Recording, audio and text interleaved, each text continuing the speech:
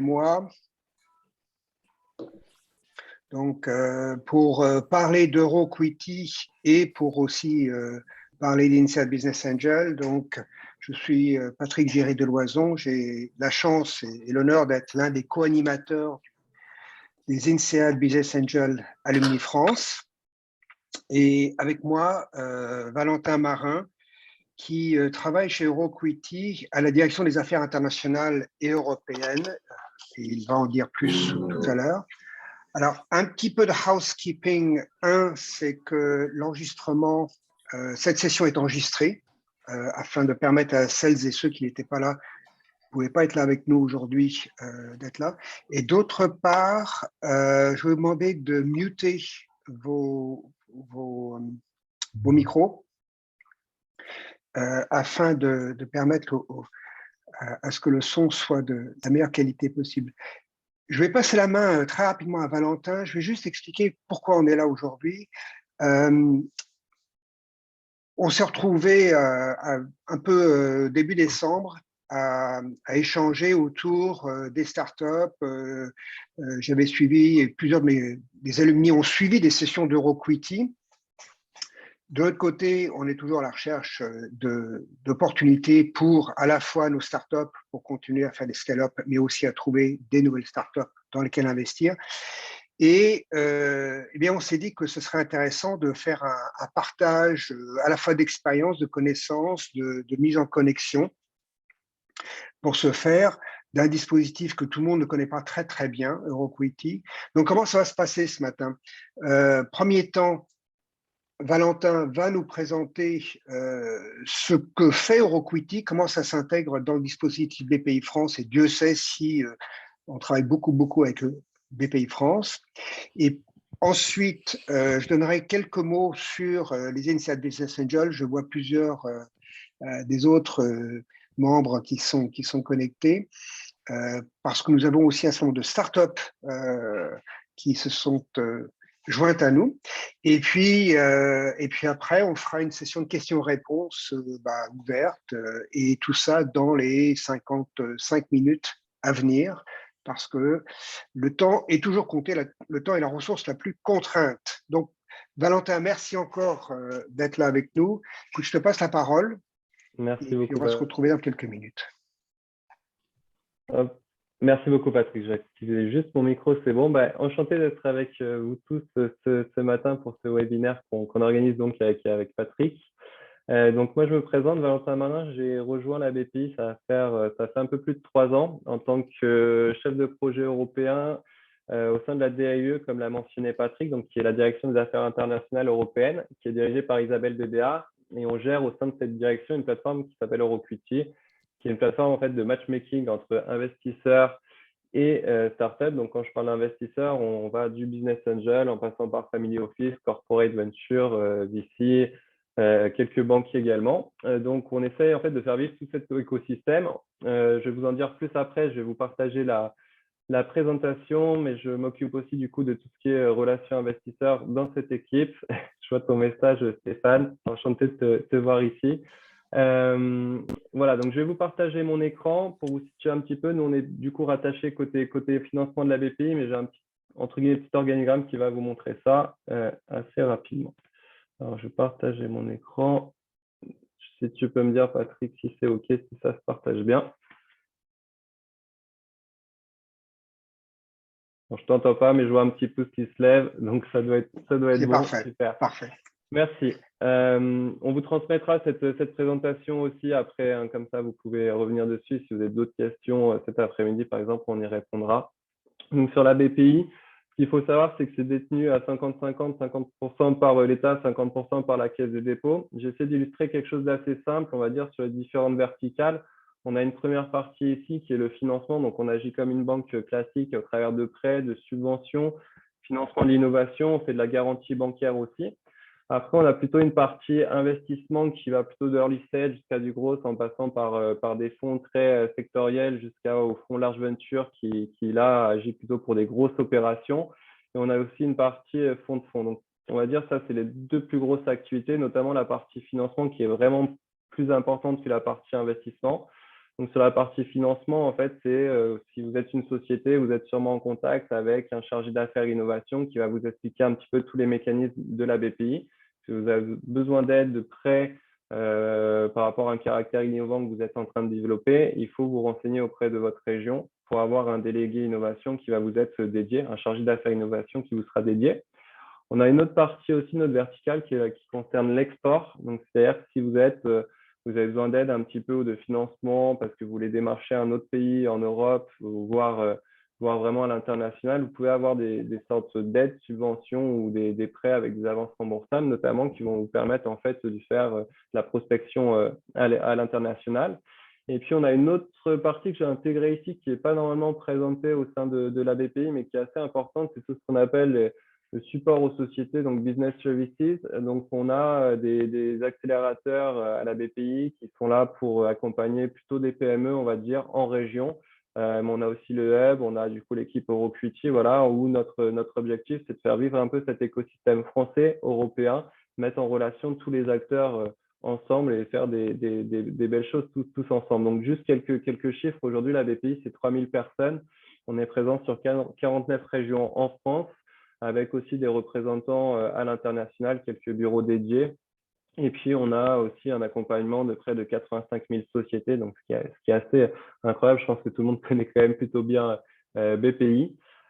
Sur la partie, je vais prendre cette slide-là qui concerne un peu plus EuroQuity. Donc, nous, on a été intégré au sein de la BPI, donc on est vraiment à part entière au sein de la BPI depuis 2008. Donc, l'idée première, ça avait été vraiment de créer une plateforme de mise en relation entre sociétés françaises et investisseurs français. Donc, c'était vraiment l'origine, les débuts d'EuroQuity, donc que Gilles Le Cogan, qui est directeur d'EuroQuity, avait en tête à ce moment-là. Et au fur et à mesure des années, on s'est rendu compte qu'il y avait beaucoup d'intérêt aussi à se développer sur l'Europe, principalement mettre en relation des sociétés françaises avec d'autres sociétés européennes pour développer des partenariats, des choses stratégiques, mais aussi aller voir d'autres investisseurs en Europe pour favoriser tout ce qui était co-investissement. Donc aujourd'hui, on a une présence donc en France, en Europe et depuis un an et demi sur l'Afrique, quelque chose qui marche assez bien. On a juste ici, vous avez quelques chiffres, on a 17 000 à peu près sociétés qui sont référencées sur la plateforme, que ce soit des sociétés françaises, européennes ou africaines. On a plus de 2500 investisseurs, on compte à peu près 600, c'est à peu près 800 de venture capital corporate. Et puis ensuite, on a aussi les réseaux de business angels, des investisseurs individuels qui sont inscrits. Et le troisième type d'utilisateurs qu'on retrouve sur notre plateforme, ça va être tout ce qui est support d'accompagnement. Donc, ça passe par des cabinets de comptables, cabinets d'avocats, par des cabinets de stratégie, des leveurs de fonds, des choses comme ça. Donc, nous, sur notre plateforme, on va dire l'objectif principal, c'est d'accroître la visibilité de ces sociétés-là. On vous donne de la visibilité auprès de notre réseau d'investisseurs. On vous permet aussi d'avoir accès, on va dire, à une base de données investisseurs pour pouvoir les contacter également. De rejoindre d'autres écosystèmes. Ça, je vais en parler un petit peu après par rapport à ce qu'on appelle, nous, les communautés, les labels. Et puis, de vous connecter avec d'autres sociétés, de nouer des partenariats, des choses comme ça. Donc, il y a un côté aussi un peu social sur la plateforme. Donc, ça concerne justement ce qui est indiqué ici, les communautés. Donc, en fait, au sein de cette plateforme, on crée des communautés. Je vais prendre deux exemples assez précis. On a une première qui s'appelle Blue Invest, où là, l'objectif, c'est de rassembler des sociétés, des investisseurs qui sont intéressés par la Blue Economy. Une autre, on a Invest Horizon, donc là, qui est dédiée plutôt à la Deep Tech européenne, aux sociétés Deep Tech européennes qui étaient intéressées par de la Série A, qui étaient en recherche plutôt de fonds et de Série A. Donc, on a des investisseurs, on a des sociétés, on partage des informations, on partage aussi des news d'investisseurs qui sont à la recherche de nouvelles opportunités. Donc, voilà un peu ce qu'on propose aux sociétés. Et pour les investisseurs, on a donc cette plateforme. On a aussi du one-to-one qu'on fait avec eux pour proposer directement des dossiers que nous, notre équipe EuroQuity, a repérés dans notre base de données. Donc, les nouvelles sociétés qui s'inscrivent ou d'autres qui mettent des actualités, on les pousse directement via notre réseau personnel aussi aux investisseurs. Et on organise aussi beaucoup de sessions de pitch, principalement en ligne, quelques-unes en présentiel quand la situation sanitaire le permettait. Donc, on a à peu près 70 sessions de pitch et on fait passer environ 300-400 sociétés françaises et européennes tous les ans. Donc là, on a un petit slide sur l'impact. Je ne sais pas, du coup, j'ai mon collègue Yacine qui est là aujourd'hui, mais qui avait quelques problèmes de micro. Donc, je ne sais pas, Yacine, si ça fonctionne. Si ce n'est pas le cas, je vais prendre la main.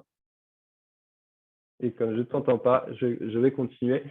Donc, sur la partie impact, voilà, c'est ce que j'expliquais. On a fait pitcher plus de 350 sociétés l'année dernière. On a en moyenne 70 investisseurs qui sont inscrits. On a un bon taux de satisfaction de leur part. Et en général, quand une société vient pitcher à nos événements, on la met en relation avec un et deux investisseurs. Donc, que ce soit business angel, que ce soit un VC, un corporate, family office. Chaque société, on va dire, qui pitch est au moins mis en relation avec un ou deux investisseurs. Sur la typologie des investisseurs, ce que j'expliquais un petit peu aussi, on a 633, on va dire, fonds, structures d'investissement qui viennent à nos sessions, ce qui concerne environ plus de 1000 analystes et qui représentent à peu près 60 pays. Je vous ai mis aussi quelques noms de fonds un peu connus, principalement en France. On retrouve notamment Carista qui est aussi un peu dans plus tout ce qui est deep tech en ce moment.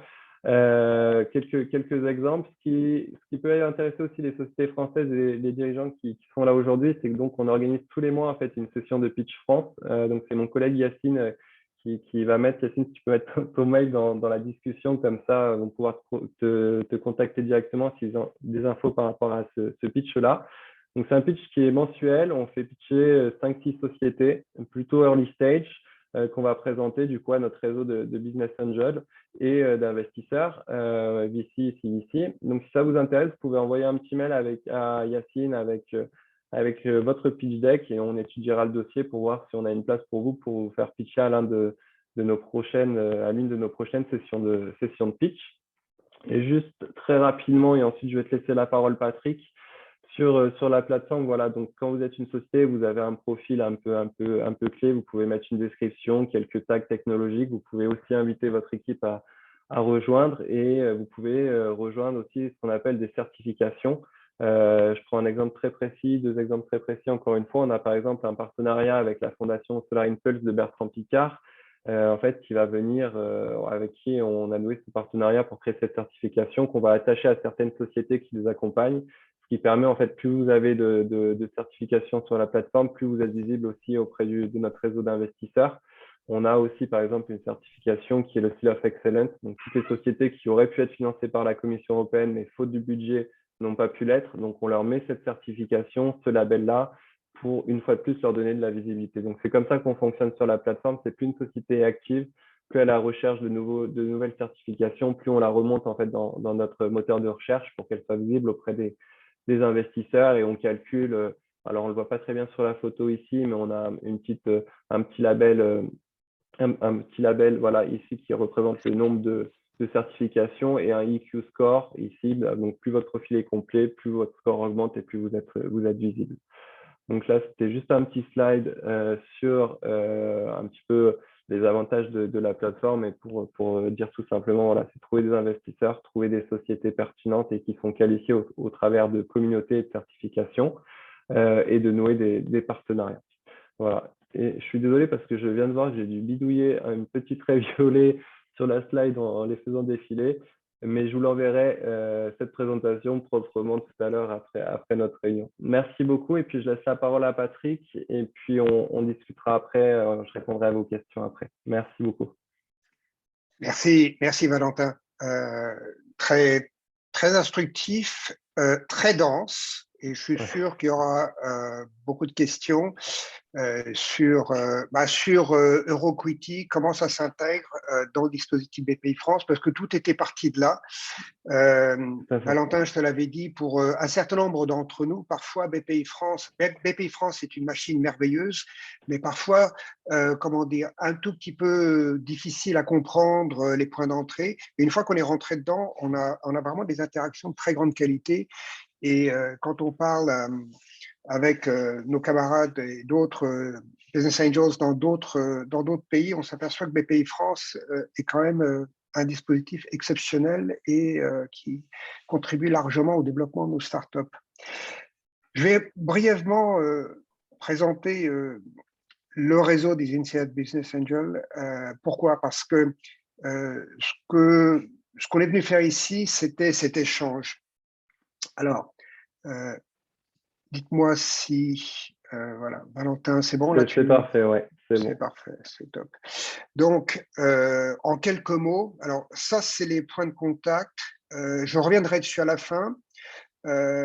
Donc, le QR code, c'est notre espace sur LinkedIn, où on publie énormément parce que nous l'utilisons beaucoup pour échanger avec notre communauté. Lorsqu'une startup veut candidater pour une session de pitch, et j'en parlerai dans quelques minutes, c'est via l'application Gust, qui est une application gratuite pour les start-upers, je tiens à le préciser, qui nous permet à nous, en fait, qui sommes répartis, alors à la fois en France, mais souvent à l'international, d'avoir accès à un set de documents standards et qui évite aux start-upers de mettre à jour des documents, les envoyer. Voilà. Toujours cette idée de simplifier, de gagner du temps. Donc, je remonte un tout petit peu sur ce que c'est que l'INSEAD. L'INSEAD est l'une des premières business schools dans le monde, avec un classement, je crois, numéro 3 au dernier classement des Financial Times sur le plan mondial. Ça a quelques caractéristiques. D'abord, c'est une business school qui est positionnée pour adresser le monde entier. Elle a la vocation à participer au développement dans l'ensemble des pays. Et ça, c'est très important pour les start-upers parce que si la France est un marché intéressant, il faut, et c'est nécessaire pour que nous ayons nos champions européens, pour que nous ayons nos champions mondiaux, que les startups aient accès à ces marchés, mais aussi soient accompagnés par des investisseurs, des managers qui ont cette compétence et cette perspective globale. Nos valeurs fondamentales, et je pense qu'on les retrouve dans les interactions que nous avons avec nos startups, c'est la diversité, parce que c'est la source de l'enrichissement et je pense que c'est l'exemple qu'on a aujourd'hui, la diversité. Il y a une certaine forme d'indépendance et de liberté d'esprit parfois, mais beaucoup de rigueur et de sérieux, d'être très proche d'une communauté internationale, encore une fois, diverse, riche, intéressante. Valentin, tu as parlé de l'Afrique. Il est clair que c'est l'un des secteurs sur lequel, à la fois BPI France, mais plus globalement, l'économie a mis un zoom récemment. Et on a plusieurs startups dans notre dispositif qui sont particulièrement orientées sur ces marchés-là, mais aussi des startups qui viennent d'Afrique. Et puis un esprit entrepreneurial, c'est pour ça qu'on est là aujourd'hui. La communauté globale des alumni, outre les un peu plus de 7000 que nous sommes en France, plus de 7200, c'est près de 63 000 personnes dans le monde, 167 nationalités, je pense qu'il y a toutes les nationalités représentées, 177 pays. C'est un esprit où il y a énormément de volontaires, parce que sur 63 000 personnes, il y en a 4 300 qui sont engagés dans des actions de type de bénévolat. Voilà. Et on a un certain nombre de clubs globaux et un certain nombre d'activités. Parmi ceux-là, en France, il y a eu tout un schéma qui a été mis en place, mais qui existe aussi à l'international, d'accompagnement dans cet esprit entrepreneurial des entreprises, qu'elles soient créées, dirigées, supportées par des alumni de l'INSEAD. Et ça commence par un dispositif qui est ce qu'on appelle le Business Lab, où on peut essayer de brainstormer, tester une idée, voir si elle prend, comment elle peut se cristalliser. Ensuite, on va aller dans un Pitch Lab s'entraîner, parce que vous savez très bien qu'une session de pitch, c'est un pistolet à un coup. Donc, il faut s'entraîner et s'entraîner avec des interlocuteurs bienveillants, mais critiques au sens positif du terme. On a aussi un Fund Club qui permet à nos membres, mais aussi à d'autres alumni d'autres business schools, de trouver leur cofondateur. Si on cherche un CTO, si on cherche un CFO, si on cherche quelqu'un qui est plus sales marketing, c'est dans cet environnement-là qu'on va pouvoir le trouver. Et puis on arrive dans le Business Angel Club, qui est celui qui nous amène aujourd'hui. Alors, je précise tout de suite, c'est pour des startups, qu'elles soient fondées, dirigées par des INSEAD ou qu'elles ne le soient pas. Et en fin de compte, l'immense majorité, bien sûr, sont dirigées, fondées par des des femmes et des hommes qui ne viennent pas de l'INSEAD. Et puis ensuite, on a un Growth Hacking Club. Ensuite, parce que il y a souvent cette question de la consolidation, on va parler de takeover. Et puis, dans la continuité de l'évolution de l'entreprise, bien le Owner Manager Club, où on permet à nos dirigeants d'échanger des retours d'expérience sur leur posture, sur leur rôle, sur leurs questions autour de la direction de l'entreprise, dont ils sont aussi les actionnaires. Voilà, donc un dispositif complet qui consiste à accompagner en fait le processus entrepreneurial tout au long de sa vie et le plus longtemps possible, dans un esprit d'échange et de partage. Alors,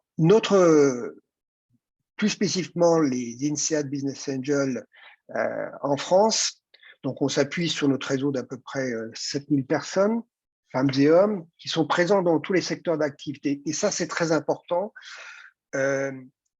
Il n'y a pas de spécialité de verticale particulière. Nous nous échangeons beaucoup avec des réseaux de business angels qui soient soit, par exemple, Angel Santé, avec lequel on a plusieurs co-investissements, avec nos nouveaux amis, si je puis dire, parce que j'étais avec eux depuis le début de Angel Défense, qui vient d'être lancé, et un certain nombre d'autres. Donc, une interaction, mais sachant que nous allons représenter, vous allez retrouver dans notre pool d'investisseurs potentiels des gens qui ont une expérience dans absolument tous les secteurs possibles et imaginables. FinTech, AgriTech, HealthTech, gouvernement, pardon, je bascule de l'anglais et du français, vous me pardonnerez. Comment est-ce qu'on fait? Alors, on a 5 sessions de pitch par an. Et ça, c'est un dispositif qui existe depuis 10 ans maintenant. 5 sessions de pitch. Comme disait Valentin, c'était jusqu'à présent traditionnellement en présentiel, c'est passé en distanciel pour les raisons que nous connaissons. Nous espérons nous retrouver en présentiel ou plutôt en mode hybride très bientôt. On présente 5 dossiers. Donc, on est extrêmement sélectif. Donc, ça fait 25 dossiers par an, une fois tous les 2 mois, moins les mois d'été. En moyenne, 4 à 8 dossiers vont être investis ou réinvestis par an. Au total, et j'en montrerai la liste dans un instant, plus de 60 dossiers dans lesquels des INSEAD alumni ont investi. En 2021, ça a été 1,3 million d'euros d'investissement direct. Alors, les tickets, ça se situe globalement, les tickets individuels, il n'y a pas de si bas, entre 10 et 20 000 euros. Parfois, ça va un petit peu en dessous, parfois, ça va un petit peu au-dessus. Les montants agrégés vont représenter entre 50 et 300 000 euros, suivant la taille de dossier, toujours en co-investissement, alors avec des réseaux régionaux, des réseaux sectoriels, des fonds d'amorçage, avec des subventions et des prêts de la part de BPI France et d'autres. Donc, c'est vraiment l'idée d'avoir tout un panel d'investisseurs qui travaillent auprès des dirigeants. J'ai dit que c'est à la fois international et pluridisciplinaire. Et puis, on a une règle, je dirais, non écrite, mais qui représente bien ce que cherchent les start-upers, c'est-à-dire c'est d'apporter de l'argent, mais c'est aussi d'apporter du conseil, de l'aide, du réseau, un moment d'échange quand c'est nécessaire sur des sujets aussi bien opérationnels que stratégiques. Et pour ce faire, une ou un d'entre nous va représenter les différents INSEAD Business Angels dans un des organes de gouvernance, typiquement comité stratégique de la startup, et évidemment membre de France Angels, qui est bien sûr un gage de qualité. Je précise un point, parce qu'il semble que ce soit devenu non plus la norme, mais l'exception, c'est que notre réseau coûte 0 € à nos start-upers, que ce soit pour pitcher, pour être instruit, pour lever, enfin, à tout moment. Il y a une volonté forte là-dessus parce que nous sommes persuadés que l'argent de l'investissement, il doit aller au développement de l'entreprise. Il faut être lean and mean, il faut être frugal, et nous nous appliquons à nous-mêmes cela, tout en nous appuyant sur l'ensemble du dispositif du réseau des INSEAD d'Alumni. Donc, un dispositif qui est très simple. Vous soumissionnez sur Gust. Nous avons un comité de bénévoles, une bonne dizaine de bénévoles qui revoient des dizaines et des dizaines et des dizaines de dossiers pour pouvoir arriver à cette sélection très fine. Et au final, voilà la liste des startups dans lesquelles des initiatives d'alumni ont investi. Alors, certains d'entre vous vont reconnaître des noms. Certaines ont fait des exits, certaines ont été rachetées, certaines ont racheté, certaines ont fait des séries de levées successives. Il y a même une licorne en l'espèce Miro. Donc, et on est vraiment sur l'ensemble des activités qu'on peut imaginer avec des startups qui sont extrêmement variées. Donc voilà ce que je voulais partager avec vous, juste pour rappeler le email de contact, la plateforme Gust pour soumettre des dossiers. Et puis, si vous voulez continuer à un petit peu être informé sur ce qu'on fait, nos différentes activités, je vous invite à nous suivre sur LinkedIn. Voilà ce que je voulais partager avec vous ce matin. Et maintenant, avec Valentin, écoutez, je vous propose d'ouvrir à vos questions. On avait certainement sur EuroQuity ou peut-être sur notre réseau aussi. Christian, ta question pour Valentin, peut-être Valentin, tu vas la prendre? Ouais, je vois qu'elle est pour nous deux aussi. Voilà, mais je te laisse prendre la main. Mais j'ai commencé. Jusqu'où on est early stage. Alors, pour répondre à ces questions, c'est-à-dire que nous, on accepte toute société, tout type de maturité, en tout cas sur la plateforme. Vous pouvez rejoindre la plateforme, il y a aucun souci pour ça. On va jusqu'à de la série C. On a même des sociétés actuellement qui sont un peu pré-IPO et on développe un partenariat avec Euronext. Donc nous, on est ouvert vraiment, voilà, on accueille vraiment tout le monde. Après, pour les sessions de pitch, c'est quelque chose qui se discute. C'est-à-dire que Yacine, qui est parmi nous, c'est vraiment cette personne, c'est vraiment lui qui va regarder les dossiers pour voir si ça fait sens de faire pitcher la société par rapport à notre réseau d'investisseurs, parce qu'on ne veut pas non plus vous faire perdre du temps. C'est-à-dire que si on pense que c'est un peu trop à côté par rapport, nous, aux investisseurs qu'on cible, voilà, on ne remet pas en cause la qualité de votre société, c'est plus, voilà, on veut vraiment faire le match parfait entre notre réseau d'investisseurs, les sociétés qu'on propose. Donc, vous êtes le bienvenu pour vous inscrire, pour candidater aussi à nos sessions de pitch en envoyant votre pitch deck à Yacine. Et puis, on pourra en discuter. Mais j'ai pas encore lu toute la suite, mais peut-être que Patrick, je te laisse répondre par rapport à ça. Alors, nous, on va se positionner en amorçage à proprement parler. C'est vraiment le seed. C'est le step suivant après ce qu'on appelle Friends and Family. Alors, encore une fois, pardonnez-moi le jargonnage franco-anglais, mais c'est le monde dans lequel nous vivons. Friends and Family, vous allez aller jusqu'à 150 000, peut-être même 200 000 euros pour vraiment démarrer votre activité.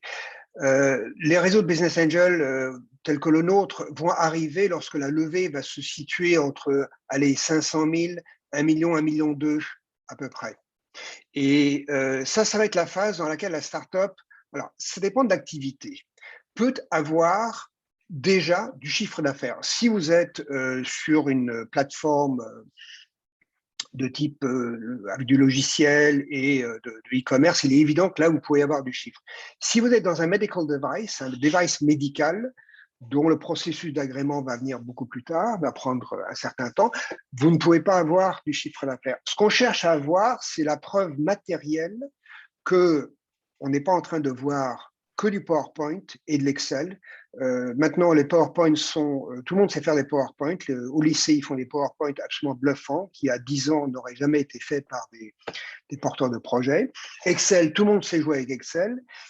Ce qui nous intéresse, c'est d'avoir la confirmation, ensuite l'instruction va le prouver, mais vraiment le sentiment avec les données concrètes qu'il y a, oui, il y a de la propriété intellectuelle.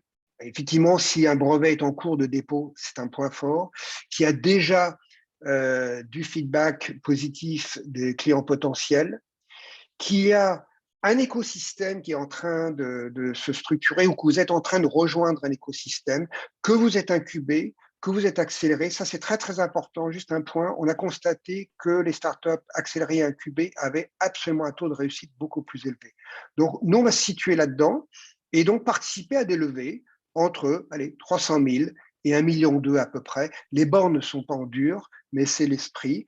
Et pour autant que possible, s'il y a du début de chiffre d'affaires, eh bien, c'est un plus. Mais ce n'est pas absolument obligatoire. Je pense que ça répond bien à la question. Merci Patrick. On a une autre question du coup après. Je suis un membre de Badge. Quelle est la part des investissements Initial BA qui sont passés par Euroquity? Alors, je n'ai pas le chiffre exact. Je pense que les parmi Patrick, on en a la plupart qui sont déjà enregistrés sur Euroquity. Donc, ça répond pas, malheureusement, désolé, ça répond pas vraiment à la question. Encore une fois, nous, ce qu'on cherche à proposer pour être clair sur Euroquity, c'est qu'on donne vraiment de la visibilité aux sociétés. Ensuite, nous, on partage notre deal flow, que ce soit avec Patrick. On peut lui dire, voilà, on a vu un dossier intéressant, on te le propose, tu peux le présenter, ou on peut rediriger aussi sur la plateforme sur Gust pour que la société dépose son pitch deck. On marche comme ça, on invite Patrick, son réseau aussi, aux sessions de pitch. Voilà, donc je n'ai pas encore fait effectivement l'allocation un petit peu du nombre de sociétés qui sont inscrites sur Euroquity. Je sais qu'on en a vu qu'on avait ce partenariat-là. Voilà, en tout cas pour répondre à la question. Je vais répondre aussi peut-être sur un step suivant qui était aussi l'une des raisons pour laquelle on est là aujourd'hui. Ouais. C'est que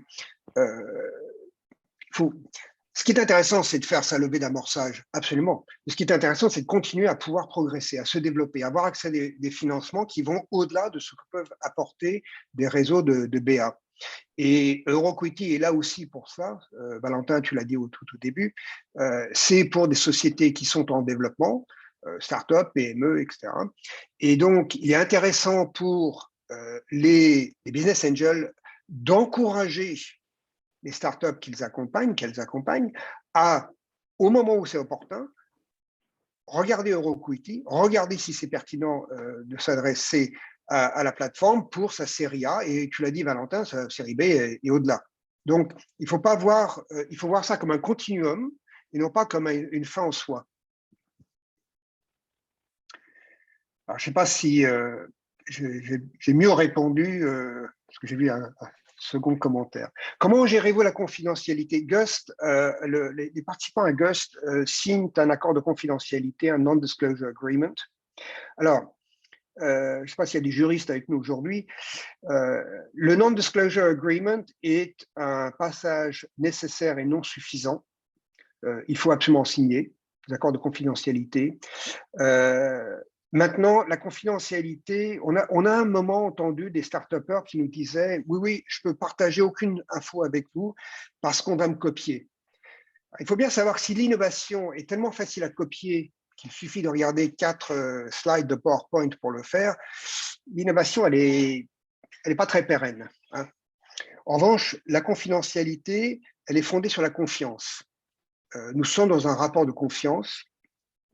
Et après 10 ans, alors je parle de notre réseau, mais je parle des autres réseaux aussi, je pense que l'écosystème des business angels en France a démontré sa capacité à être confidentielle, respectueuse, bienveillante, du moins c'est ce qu'on constate, et que nous n'avons pas eu de problème de confidentialité. Maintenant, il y a des dossiers très particuliers, j'attire votre attention dessus parce que certains d'entre nous s'y intéressent spécifiquement. C'est dans le secteur de la défense. Alors malheureusement, l'actualité met un coup de projecteur dessus brutal en ce moment. Dans le secteur de la défense, il peut y avoir des dossiers qui posent des problèmes particuliers. Cela, il faut les traiter un petit peu séparément et peut-être pas nécessairement au travers de Gust, mais ça peut se prendre offline et s'organiser.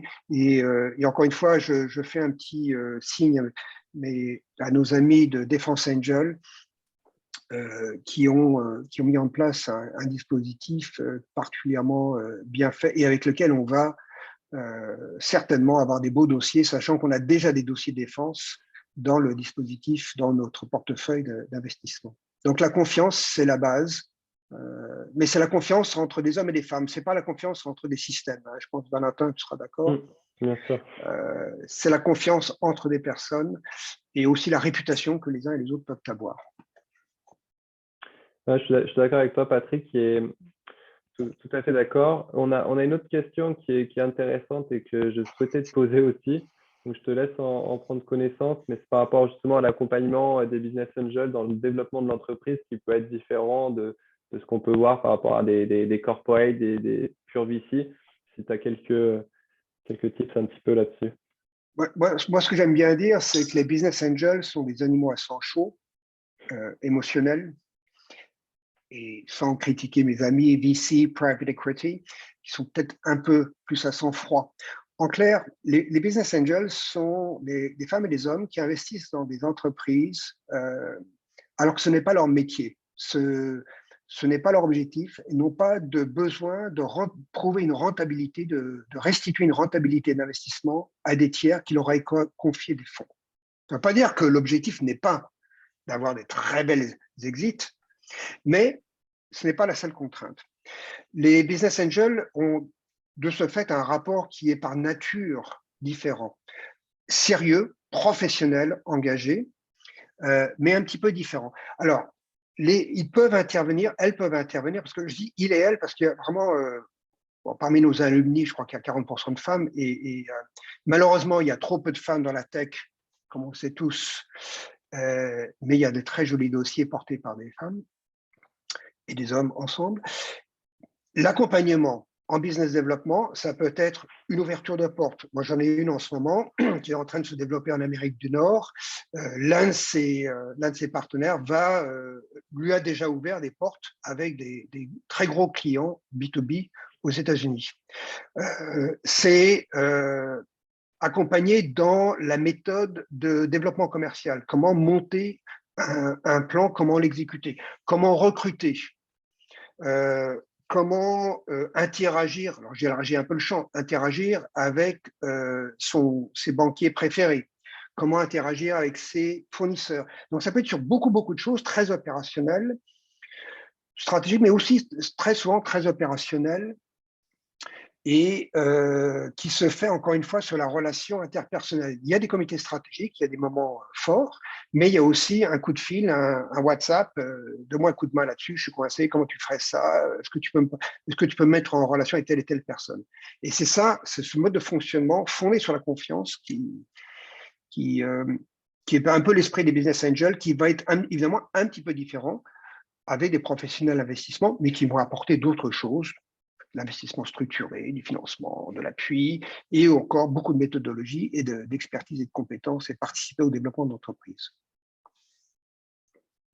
Patrick, je pense que ça répond bien à la question.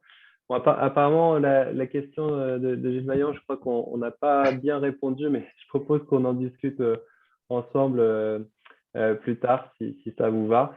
Moi, j'avais une petite question pour toi, Patrick, si tu me permets, comme je vois qu'il n'y en a pas d'autres pour l'instant dans la discussion. Qu'est-ce que tu recommanderais à une société lors de son passage à un pitch, sur quoi elle doit insister? Parce qu'on sait que le storytelling, c'est quelque chose de très important, mais qu'il y a beaucoup d'exercices un peu dans ce style-là, où parfois c'est 5 minutes, parfois c'est 10 minutes, 2 minutes. Quelles sont, toi, un petit peu tes recommandations pour bien se mettre en avant? Et si on fait le focus aussi sur Business Angel, qu'est-ce qu'un Business Angel regarde avant tout? Qu'est-ce qu'on regarde? En 10 ans, ça a changé. Et pour avoir discuté avec beaucoup d'autres investisseurs dans d'autres pays, en particulier aux États-Unis, j'ai vu la même maturation. Au début, on regardait beaucoup le dossier technique, on regardait beaucoup la PNL, on regardait beaucoup l'innovation. Alors, tout ça, ça reste. Tout ça, ça reste. Ce qui est devenu de plus en plus important, et je crois que tout le monde le dit, c'est l'équipe. Parce qu'au fond, le projet de départ, ça ne va pas être le projet dans 3 ans, dans 5 ans. Hein. D'autant plus qu'il arrive des événements exogènes totalement imprévisibles. Hein. La crise, la Covid, personne ne l'avait prévu. Personne ne l'avait prévu. Et au bout du bout, qu'est-ce qui reste? C'est l'équipe. Donc, on va beaucoup regarder l'équipe. On va voir si c'est une équipe qui est complémentaire. L'armée des clones, c'est pas très intéressant. Même des clones brillants, mais il faut de la diversité. Ça, c'est un point important. Il faut avoir des gens qui sont. Il n'y a pas de question d'âge ou autre, c'est des gens apprenants, des gens avec lesquels on voit qu'on va pouvoir avoir un échange et qui vont pouvoir développer leur entreprise. Des gens qui ont, bah oui, quand même, une passion qui les porte et en même temps un sérieux et un professionnalisme. Donc, on va regarder le projet en soi et on va regarder l'équipe. Et c'est vrai qu'en 5 minutes, c'est un vrai défi de faire passer ça. Sachant que derrière ces 5 minutes ou 10 minutes, suivant les réseaux, ben, on va procéder à une instruction, on va passer du temps ensemble, on va ouvrir un peu les cartons, on va éventuellement parler à des clients, on va parler peut-être à d'autres investisseurs, on va pouvoir avoir un échange plus large. Mais c'est ça qu'on cherche. Dossier, équipe. C'est très clair. Merci beaucoup, Patrick. Je ne sais pas si on a d'autres questions, si toi tu as des questions en particulier, Patrick, ou d'autres points que tu souhaitais aborder. Bertil a une question sur. Alors, notre prochaine session est en mars, le 21 mars, je crois bien. Donc, celle-là, elle est close. On a déjà fait nos présélections. Il faut savoir que nous, on regarde 60 à 80 dossiers. Quand je dis on regarde, on va les ouvrir. Notre comité de sélection va ouvrir 60 à 80 dossiers et confronter nos points de vue dessus, tous les 2 mois. Donc, session de mars close, session suivante, 2 mois plus tard, en mai. Et si vous avez un dossier à nous présenter, bienvenue sur Gus, Bertil, n'hésitez pas. Est-il plus facile de lever de l'argent quand on est plusieurs que quand on est seul? Alors, moi, j'ai une petite. Est-ce que c'est possible de préciser si ça parle en termes d'équipe ou en termes d'accompagnement, ou pour bien comprendre la question par rapport à l'équipe? Alors, je te laisse peut-être répondre d'un point de vue plutôt business angel, et puis moi, je peux répondre après, Patrick, si tu veux, par rapport à ce qu'on a l'habitude de voir. Une équipe d'une personne, est-ce que c'est une équipe? Voilà. Non, parce que un projet comme ça, c'est un projet difficile. Il y a des moments où il faut avoir des talents complémentaires, il faut pouvoir échanger, il faut faire corps, il faut faire équipage. Les projets monopersonnels, franchement, je ne crois pas que dans les 60 et plus que nous avons, il y en ait. Donc, je recommanderais pas. Je recommanderais plutôt créer votre équipe avec une, deux autres personnes. Allez-y, mais n'y allez pas tout seul, ça va être très compliqué. Ouais, je partage ton point de vue, et c'est ce que tu disais tout à l'heure, Patrick, c'est la complémentarité. Donc, c'est trouver déjà au moins une personne qui va apporter quelque chose qui va être complémentaire à votre profil. Et nous, quand on fait un peu d'accompagnement aussi de société, on leur demande de s'entourer soit d'un board, de quelques key opinion leaders, voilà, de montrer qu'il y a déjà de l'enthousiasme autour de ce projet, qu'on arrive à fédérer des personnes autour, et d'être un peu mieux armé, on va dire, pour aller ensuite lever des fonds. Et une autre question, Patrick. Oui, Jean-Baptiste, sur les couples. Alors, non, il n'y a pas d'a priori. Alors, déjà, je vais répondre à une question de base. Il n'y a pas d'a priori sur qui que ce soit, sur quoi que ce soit. D'accord? Il n'y a pas d'a priori. Parce que si on commence avec des a priori, on passe à côté d'un tas de belles aventures et on se restreint terriblement. Alors, je dis ça d'autant plus que dans mon propre portefeuille, j'ai 2 entreprises. Alors, j'en ai une, c'est un couple, et une autre, c'est une entreprise avec deux générations. On a aussi des entreprises où ce sont des amis de longue date. Donc, on a absolument tout. Non, il n'y a pas d'a priori. Non, ce serait terrible. Je pense que tu réponds bien à la question, Patrick. Après, moi, on va dire, peut-être pour compléter un petit peu, alors je suis d'accord avec toi, Patrick, il y a un avis qui diffère un peu, que j'ai vu pour des sociétés peut-être plus matures, ou qui cherchaient à lever plutôt la grosse série A. C'est que c'est arrivé, voilà, qu'on avait un père avec son fils qui était plus père business, fils un peu tech. Quand on présentait ce dossier à des fonds, notamment aussi corporate, c'est là où il y avait un peu plus de retenue, dans le sens où ils ont ce risque qu'ils sont obligés de prendre en considération. Donc, c'est quelque chose parfois à présenter un petit peu différemment. Donc, moi, c'est le sentiment que j'ai eu, en tout cas, Patrick, hein, quand j'ai eu affaire à ces quelques dossiers-là. Voilà, mais c'est une autre vision, c'est une analyse de risque qui est aussi différente de la part de ces investisseurs-là. Mais bon, quand on arrive après à ce stade de maturité-là, il y a toujours moyen de changer un petit peu les choses et la présentation également. Ah. Voilà. Alors, est-ce qu'on a d'autres questions, d'autres points? Alors, je réponds juste à M. Vaillant que je connais énormément de très, très belles entreprises familiales. Et si vous regardez la performance des entreprises familiales, vous constaterez que globalement, elles surperforment par rapport au marché. Mais avec ce qu'a dit Valentin, ce n'est pas que dans un cercle clos. Et ça, c'est très important lorsqu'on passe dans les différentes étapes de financement. On va élargir son cercle à la fois dans la gouvernance. Et le sujet de la gouvernance est un sujet absolument clé. Absolument clé. On pourrait en parler une autre fois. Et aussi d'avoir autour de soi des experts, un comité, un advisory board, des gens qui vont aider et contribuer. Si c'est pour faire effectivement une cellule fermée où on ne se parle qu'en soi-même, ça va être compliqué. Mais si c'est un beau projet porté par une belle équipe qui se trouve par ailleurs être familiale, ce n'est pas un problème. Merci Patrick. Je vois pas d'autres questions. Je pense qu'on a fait peut-être un peu le tour. Peut-être du coup rappeler que pour les dirigeants, si vous avez des dossiers, vous pouvez directement, comme Patrick l'a mentionné, les envoyer sur la plateforme Sorgus. Si vous souhaitez aussi potentiellement participer à un pitch organisé par Euroquity, Yacine, vous avez mis l'adresse email dans le chat. Donc vous pouvez aussi lui faire parvenir un pitch deck. Puis si vous souhaitez échanger sur d'autres sujets, avec plaisir, on peut rester en contact, bien évidemment.